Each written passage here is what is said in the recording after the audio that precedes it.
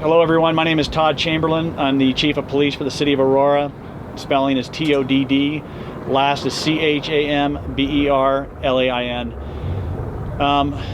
This afternoon, right around 1:30 in the afternoon, officers responded to a radio call that was put out by a community member that there was a fight, some type of dispute that was occurring in the apartment complex over here off to my left. The reporting person, the community member, stated that the fight has been ongoing and it's been escalating. And then at some point during this initial broadcast or this initial telephone call, the fact that a AR, assault weapon type weapon was produced.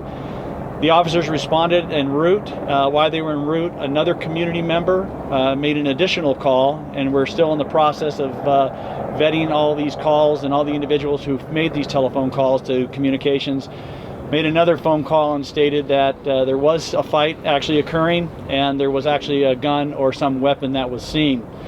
Our officers arrived on scene. When they arrived at the apartment complex, you'll see off to my right over here, they observed an individual that matched the description that was given by the community member, and that was an individual in a black hoodie who was armed with the assault type weapon.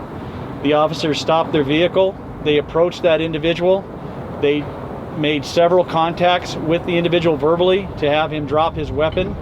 At that point, gunfire was exchanged by the officers towards the individual with the weapon, and the individual fell to the ground.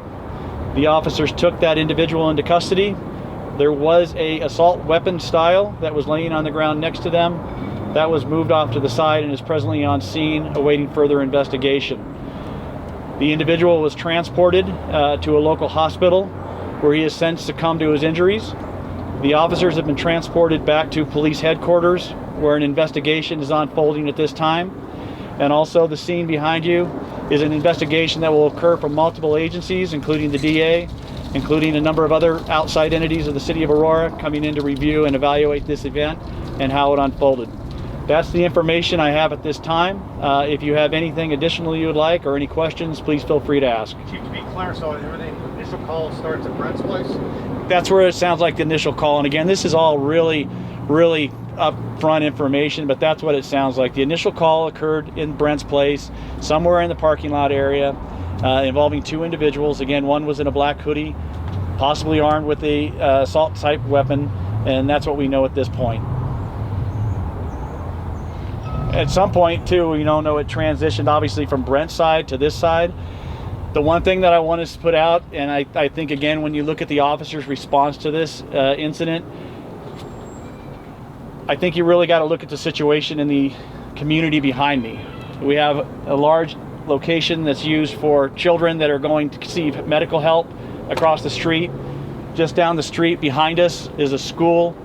Again, that's very alarming to see that environment, and then to see individuals that are walking around in this environment involved in arguments with an assault type style weapon, which again, we are still investigating and still trying to determine the exact circumstances of what that weapon is, who had it, when it was had. All those other information will come out. To be clear, though, when we see the fencing around Brent's place, the individual with the AR assault style weapon was on the other side of the fence on that property? And that's still what we're trying to determine. Luckily, we have body-worn video that we're looking at. We are also exploiting the community's videos on this, and so we've went out to the different locations in and around the community and pulled closed-circuit television, which we're also going to hopefully use to put this investigation together and find out exactly and precisely what occurred on behalf of the individuals involved, as well as our personnel that were involved in this. Who's the other person involved? Right now, that person, again, we have him identified. I'm not going to give that information out, but he has been transported, and he's at the station right now, and he's going to be interviewed. Not hurt? Not hurt? Not that I know of, no. Is he part of Brent's place? And that I don't know. I don't know those circumstances yet. Chief, was the suspect that was shot, did he shoot officers, just to clear it up? I couldn't hear you, sir. The suspect who was shot, did he shoot at officers? At this time, we don't think there was that. At this time, we think it was just our officers that were involved in the officer-involved shooting. But again, more information will follow as we get this investigation going. We do have crime scene investigators that are out here that will look at all the circumstances in and around and verify exactly what we have. Do you have an age on the individual?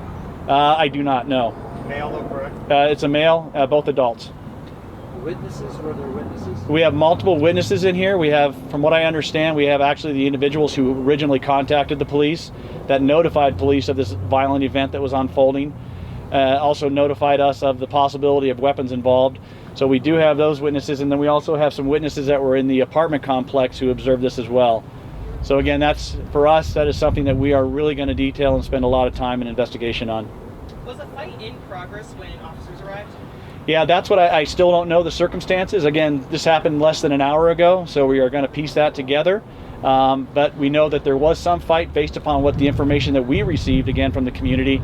I just don't know the extent of that. And how many officers were involved? At this point, we have 2 officers that were involved. I'm not sure exactly how many were actually involved in the actual shooting. And then we had other officers that responded later on. Did 911 call or radio first call come from Brent's place? Someone from the facility? That's what I believe, yes. And we're not 100% certain on that. I'm not at this point anyway. Do you know how many shots were fired? I don't know, no. Was he alone, or was he with any group? At this point, it looks like he was probably alone. And again, even that, I can't give real specific, and I apologize to you, but I do not want to give you bad information. I really don't. Anything you want to address, again, proximity to the hospitals across Peoria? Well, again, like I mentioned, again, all these calls, when you think of officers responding to community calls for service, that's what this was. This was not a self-initiated call. This was a community member who had nowhere else to turn other than the Aurora Police Department to get some kind of help. After seeing this fight that was unfolding in front of them, their face near a hospital and near a school. So again, this was not a officer self-initiated call. This was on the request of the community who really had nobody else to turn to. So these officers responded to this incident.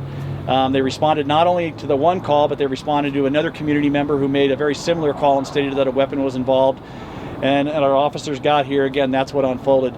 But I think, again, when you look at the severity of the incident, what initially came out from the community, not from us, but from the community, and then I think when you look at the location where it happened, it's really troubling.